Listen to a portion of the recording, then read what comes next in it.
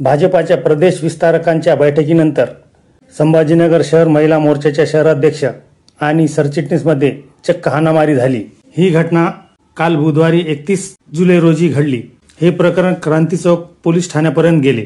Police ठाण्यात दोन्ही गट तक्रार करण्याची तयारी करत असताना भाजपचे सरचिटणीस हर्षवर्धन कराड, जालिंदर शेंडगे यांनी महिला मोर्चाच्या पदाधिकाऱ्यांची समजूत काढली। त्यामुळे तक्रार नोंदवणे टळले, परंतु महिलांमध्ये भर रस्त्यावर मारामारी झाल्याने ही घटना पदाधिकाऱ्यांसह नागरिकांमध्ये चर्चेचा विषय ठरली।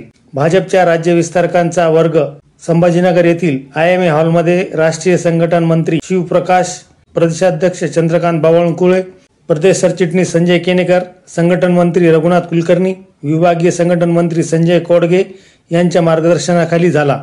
राज्यातील 140 विस्तारक उपस्थित होते। वर्ग संपल्यानंतर प्रदेशाध्यक्ष बावनकुळे यांच्या समोर महिला मोर्चाच्या दोन्ही गटाने तक्रारी केल्या। बावनकुळे यांनी सर्वांच्या बाजू समजून घेत IMA हॉल सोडला।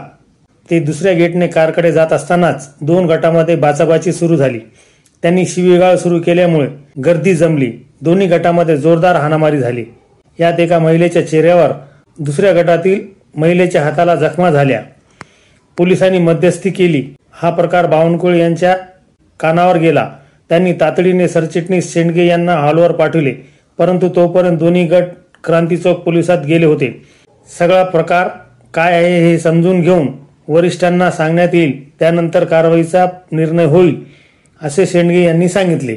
या संदर्भात बोलताना शहराध्यक्ष शिरीष बोराळकर म्हणाले की सगळा प्रकार समजून घेण्यात येईल। नेमके काय घडले त्यानंतर चौकशांती कारवाईचा निर्णय होईल। मारहाण कुणामध्ये झाली, का झाली, ही बाब समजून घेतल्यानंतर कारवाई केली जाईल।